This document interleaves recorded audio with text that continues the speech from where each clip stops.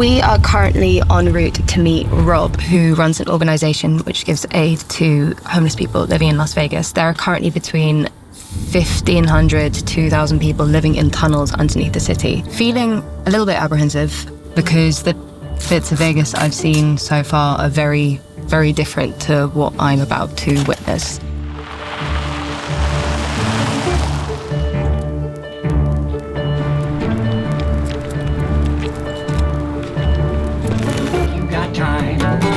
Time's never on your side. Feel your mind get taken for a ride. Rob is a recovering addict and used to live in the tunnels underneath Vegas before managing to completely turn his life around. He now works to help those living rough in the city. How aware are the people who come to Vegas about the poverty going on? Not so much, right? It's not something that they want to really talk about. Yeah. Because tourism is a big moneymaker. The only reason we have homeless is because nobody's figured out how to make money off it. They figured out how to make money off weed. Everybody's got weed everywhere. It's not helping human beings. Yes.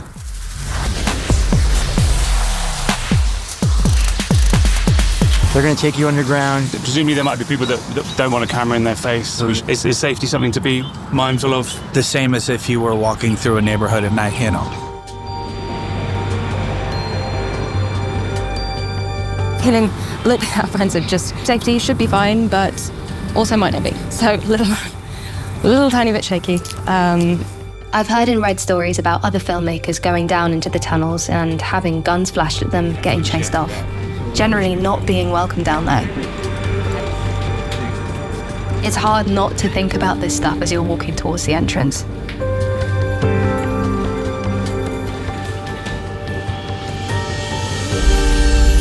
Inside the tunnels, it's pitch black. You can't see anything in front of you. There's debris all over the floor, everywhere you step. So we're walking through, it's kind of dark. Have to stay very much the right-hand side because there is quite a large body of water to our left.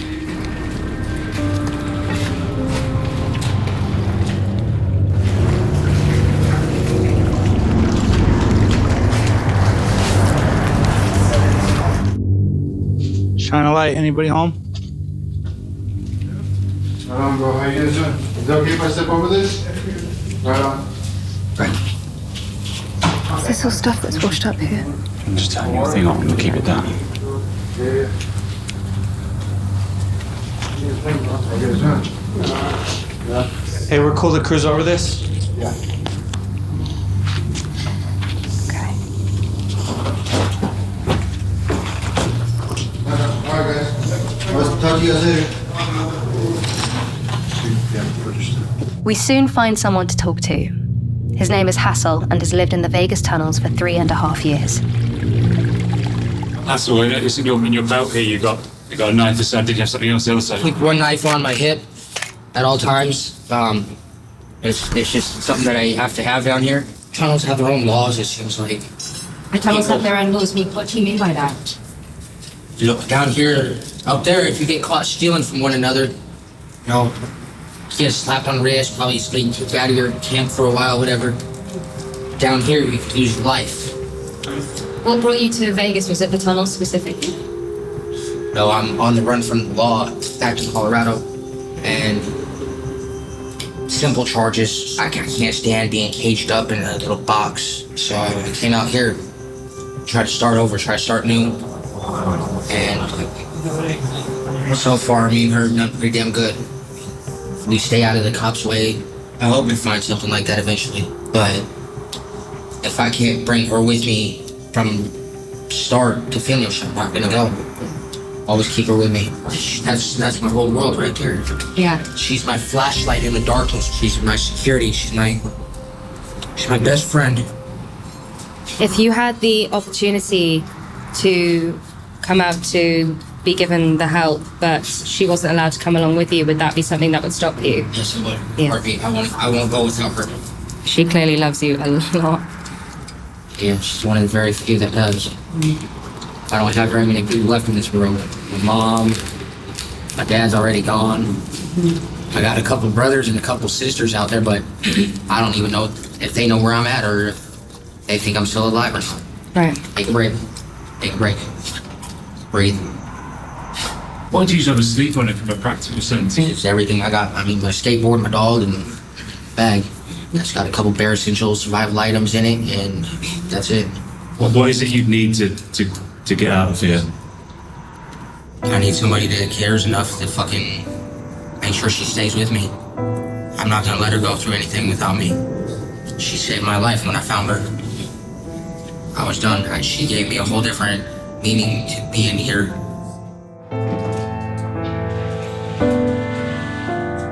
What is keeping him here? What is it? I don't know. Shame, resentment. Like I think he's got a lot of guilt for some things he's done in his past.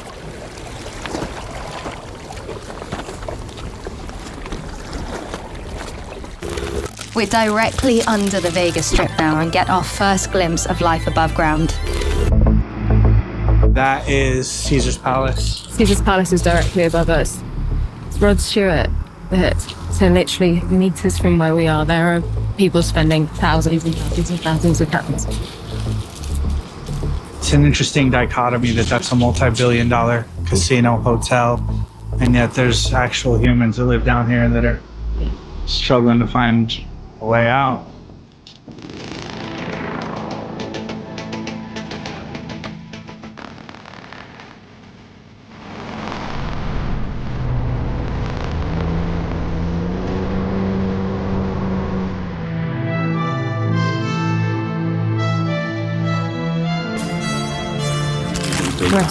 Rest in peace. Star, Demon, Psycho, Dakota. Yeah, famous is an understatement. What's up, dog? Yesterday I tried a fucking DMV.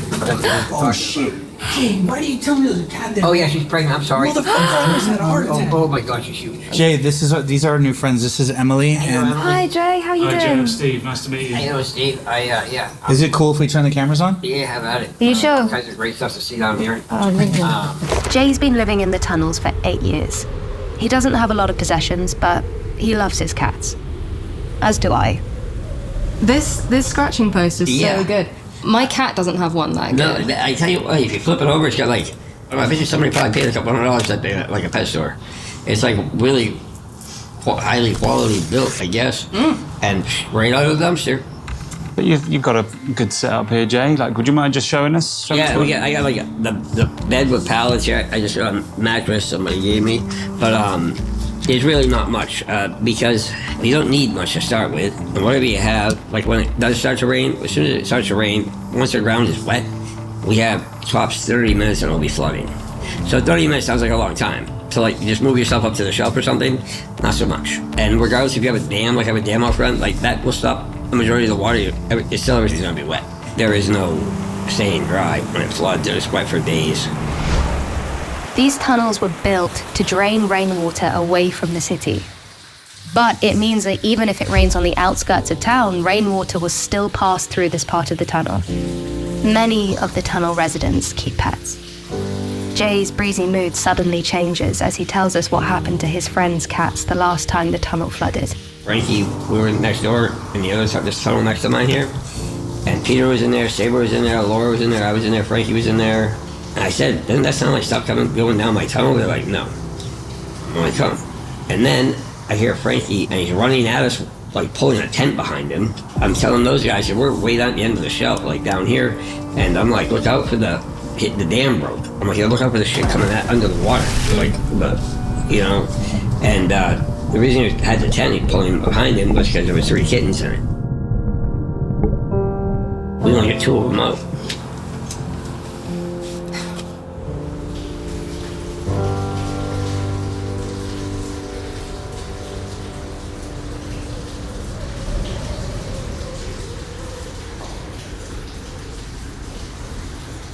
Sometimes pets are what these guys treasure most. It just sucks because we've lost a lot of pets down here in the last year. Andy and Boxer lost animals every time it flooded. And I told them every time it flooded, the water is coming, the water is here, and every flood they have to be rescued. For Jay and others living down here, there's a lot of power in having nothing. Because when the worst happens, as it regularly does, there's a small relief in having nothing to lose. If there is someone down in the tunnels who has a pet, it's often the only thing that's ever loved them unconditionally and that they've ever loved unconditionally. And so even with the offer of help, they won't take it or leave if they have to leave their pet behind.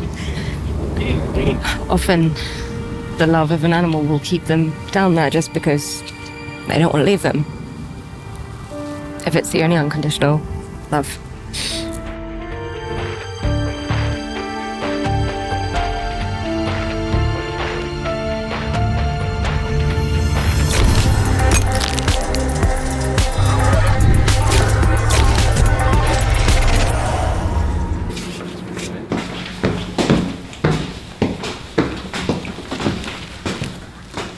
Anyone who is in the program or in recovery of any sort will recognize a room like this. It's like the scariest place in the world, but also the best. Just over 2 years ago, I entered recovery when my life went up in smoke. I was drinking to numb and to distract, which resulted in a dependency that nearly killed me.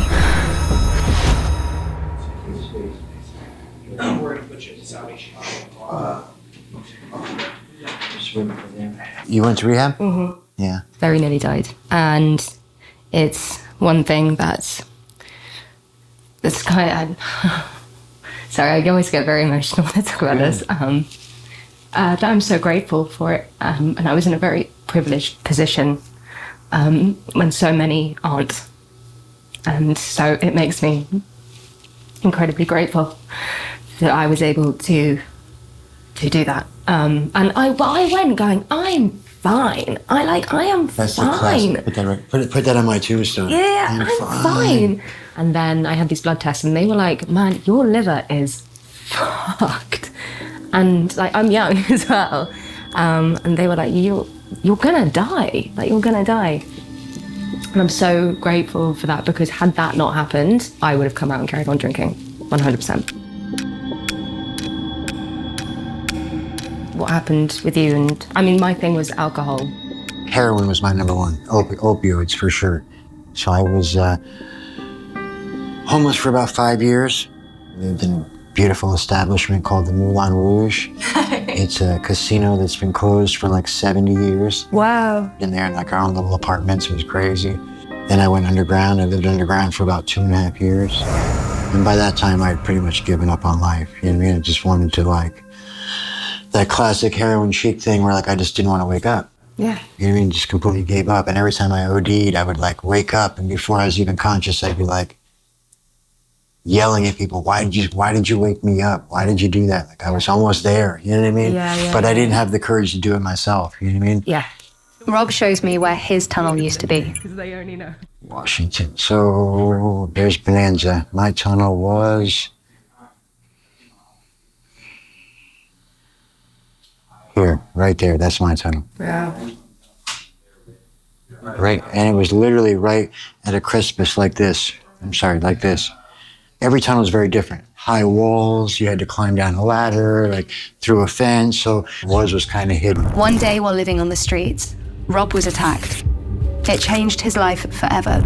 I left, and when I came back, it was kind of dark, and there was 3 guys waiting for me. They were other homeless guys. They kind of had the same hustle as me, if that makes sense. And they had an axe, a knife, and a pipe, and they hit me with it. They hit me with the hatchet a couple times.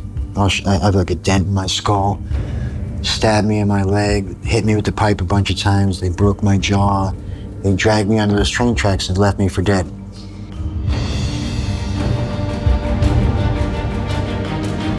I wake up 3 days later in the hospital, and I felt a hand touch my forehead, and I felt the presence of God. Like I felt it like this peaceful, beautiful feeling. So like God came to me through a shot of morphine on life support. You know what I mean? Like.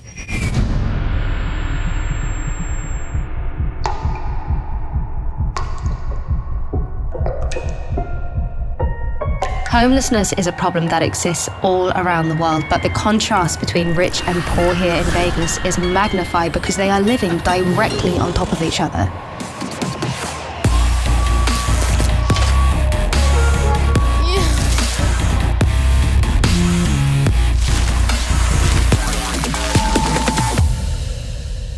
Joe works as a bellman for one of the big hotels on the Strip, but as a recovering addict himself, he volunteers to work with the homeless living in the tunnels. From this very unique position, he gets to see both ends of the spectrum and how big the divide is between the rich and the poor. So, you very much have a foot quite heavily in both worlds, working at one of the really high-end hotel casinos, and then also working for Shine a Light. I go to work and get treated, disrespected by millionaires, you know, but you go down there and you hand someone a cigarette and you just make their day and you just treat them like a person. Especially growing up here, and I never knew the tunnels existed. It's very eye-opening. Like everyone knows this part of Vegas, but they don't know that 50 yards below us, people are living and they're dying down there, and there's entire communities. The juggernaut that is the NFL Super Bowl took place in Vegas earlier this year, bringing with it millions of extra dollars for the city, but also a greater scrutiny of the homeless.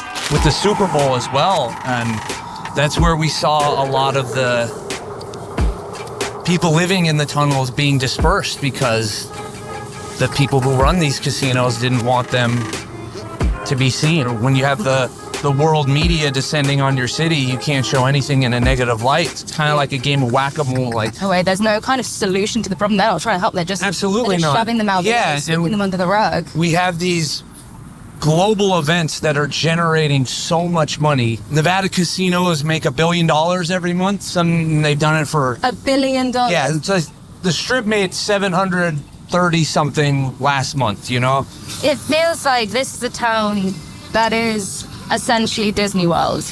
And Yes. nothing bad ever happens at Disney World. Disney World for adults, yes. And it's the homelessness, and it's the drug addiction and overdoses, it's the sex trafficking, it's all that. Like, all that is here, but it's all under wraps. If I go on the boulevard, I can't stop, stand, or sit anywhere, or I go to jail for 6 months and it's a $1,000 fine for offense. I'll write you an IOU as good as cash. Now, and it's illegal to stop, period. You see, if you're like at an elevator, you hit the button, you have to walk circles, I guess. I don't know. Why can't you behave like anyone else? Once you're known as labeled or branded homeless here, in my opinion, you have zero rights. That's just reality. But for those rich and lucky enough to be allowed on the Strip, this place becomes their playground at night.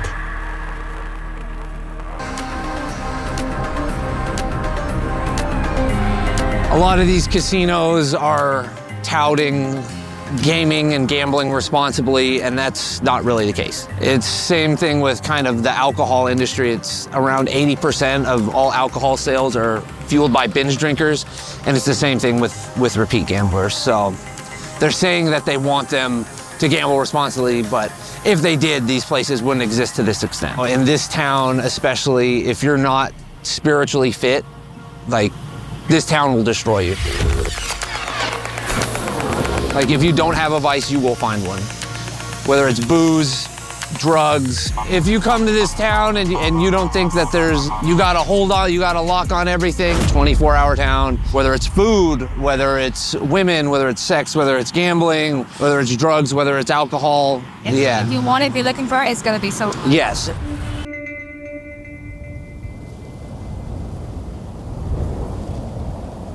On our way out of the tunnels, we bump into Irish, who used to live here but recently found accommodation above ground. So how long have you been down here? 12 years. 12 years, wow. Yeah. So my son was killed, and I'm so sorry. yeah, all because we got a full football scholarship. Some of his teammates were jealous that we shot him, and I died that day. Sooner or later, nobody gave it. Yeah. Not the choice to try to alcohol material, but no, they interfere and get that homeless arresting. Yeah. Because they want all their money. Yeah, yeah. To be honest, they don't just take everybody's money. Yeah. So they're trying to make it all even now, where if I give you money, I'll get in trouble. They're making it illegal. So if someone gives you $50, $20, $5, then that is. They want money. Then they're going to be fined if they give you money. That's what they're trying to do. You know, it's a job. It's hard. Yeah. And people say you're bombing things that need you out on life. Not need you about this. This is survival day to day. It's not. Irish, do you think the people that visit Vegas, that come here for the casinos, hotels, whatever, do you think they know people are living in such hardship? So they call them mopey down there and stuff. They sound like shop, they'll rob them and stuff. They robbed up from this area and get out with. They don't want us near the tourists. They want all the tourists money.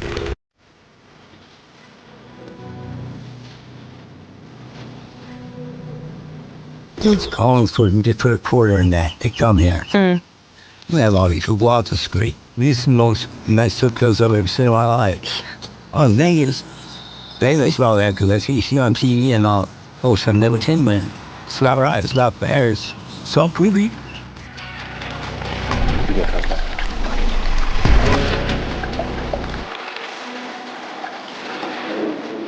This is a city that is run on mainly on tourism, and